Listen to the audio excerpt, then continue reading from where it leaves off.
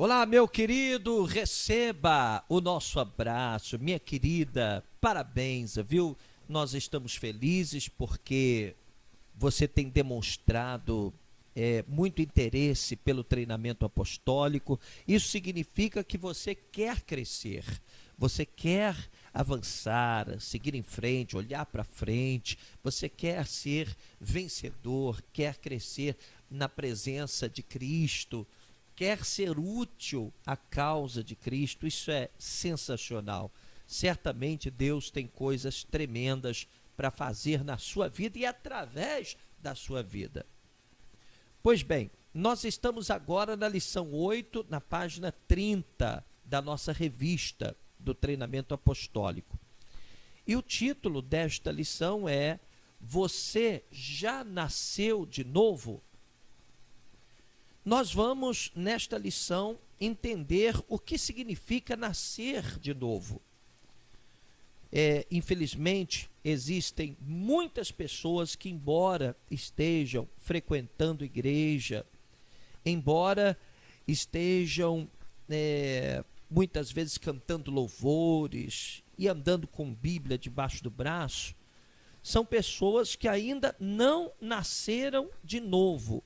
E você percebe claramente que não houve uma transformação, não houve uma mudança na vida dessas pessoas, nem mudança no comportamento delas, nem mudança de vida, no sentido de serem abençoadas por Deus. É importante que se diga, através desta lição, que o homem que ainda não nasceu de novo continua vivendo debaixo de maldição, exatamente como viviam Adão e Eva ao serem expulsos do jardim do Éden por causa do pecado. A Bíblia diz em Gálatas, capítulo 3, versículo 13, que Cristo nos resgatou da maldição da lei, fazendo-se maldição por nós. Então, todas as pessoas que nascem de novo em Cristo Jesus são resgatadas da maldição da lei. É o novo nascimento que liberta o homem das maldições e do poder do pecado, das consequências do mal e da destruição da doença, da dor, da pobreza, da necessidade, da derrota, do fracasso e, finalmente, da morte eterna e da separação de Deus. Então, quando você de fato nasce de novo, acontece na sua vida o maior de todos os milagres, que é a transformação da sua situação diante de Deus. Não é?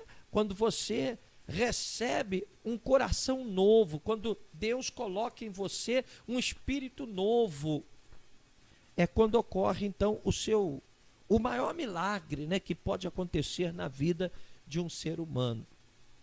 E é disso que trata essa lição de número 8, que é fantástica. Tem diversos textos bíblicos para você pesquisar na sua Bíblia.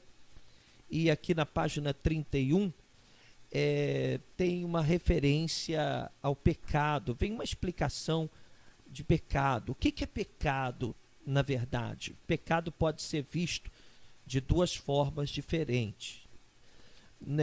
Num sentido mais amplo, é a condição em que nós nos encontramos diante de Deus, separados. Quer dizer, o fato de nós estarmos separados é pecado, é uma condição. Todos nós somos pecadores porque todos nós estamos separados de Deus. E os nossos erros, eles acontecem, ou seja, nós cometemos os nossos pecados, transgredimos a lei de Deus exatamente por essa condição de pecado em que nos encontramos.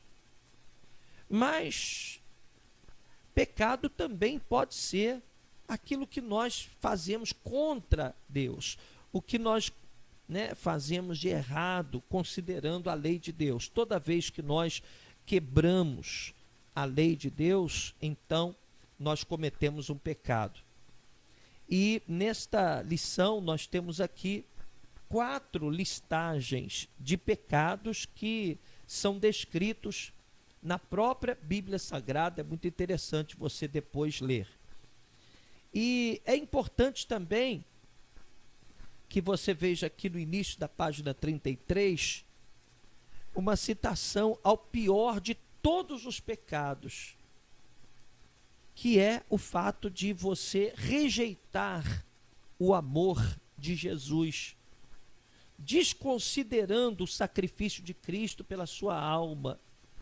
Esse é o pior de todos os pecados, é rejeitar o plano de salvação estabelecido por Deus na morte do Senhor Jesus Cristo. E no finalzinho da lição,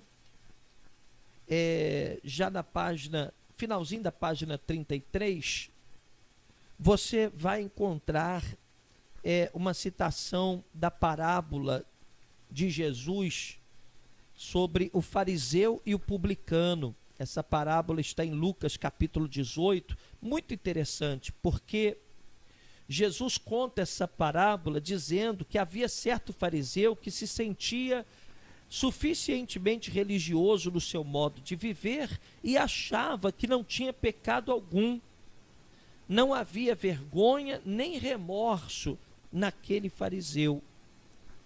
E aí Jesus faz uma comparação com o publicano, que se colocou diante de Deus com humildade, reconhecendo o seu pecado, pedindo misericórdia de Deus.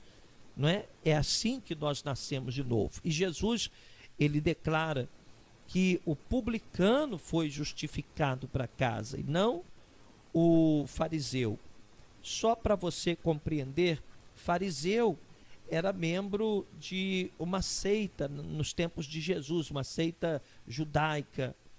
E então, quando nós muitas vezes nos referimos aos fariseus, nós estamos fazendo uma referência aos religiosos da época de Jesus. E o publicano era aquele que cobrava impostos nos tempos de Jesus para o imperador romano. Você sabe que na época toda aquela região era dominada por Roma. Então o publicano era o judeu que se prestava a cobrar impostos dos judeus para os romanos. E eles eram normalmente muito mal vistos por isso. Não eram pessoas queridas, não. E Jesus disse, olha, o publicano voltou para casa justificado. Por quê? Porque ele rasgou o seu coração. Ele se humilhou diante de Deus, reconhecendo que era pecador.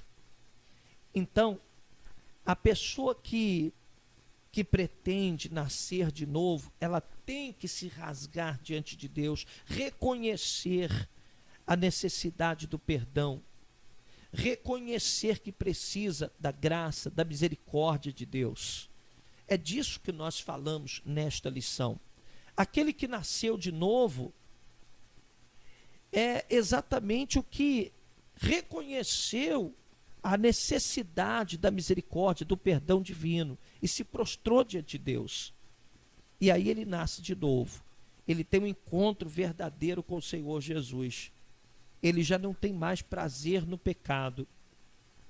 Ele está agora próximo de Deus, porque ele foi aproximado pelo sangue do Senhor Jesus. Ele recebeu a justificação, ou seja, ele foi tornado justo aos olhos de Deus. Tudo isso acontece quando uma pessoa de fato e de verdade nasce de novo. Tem muita gente aí dentro da igreja que bate no peito, não, porque eu sou fiel, eu sou dizimista, eu participo das reuniões de consagração, eu subo o monte para orar. Mas você vê pelas atitudes dessas pessoas que elas não nasceram de novo, não tiveram um verdadeiro encontro com Deus. E é disso que nós vamos tratar nessa lição de número 8. Nós vamos falar sobre o novo nascimento, o verdadeiro arrependimento, o verdadeiro reconhecimento de que somos pecadores e precisamos da graça, da misericórdia de Deus. Então vamos lá, vamos, pegar a revista, acompanhe com a sua Bíblia. Nós temos diversas passagens bíblicas para você anotar na sua Bíblia. Vai ser muito importante essa lição. Que Deus te abençoe rica e abundantemente.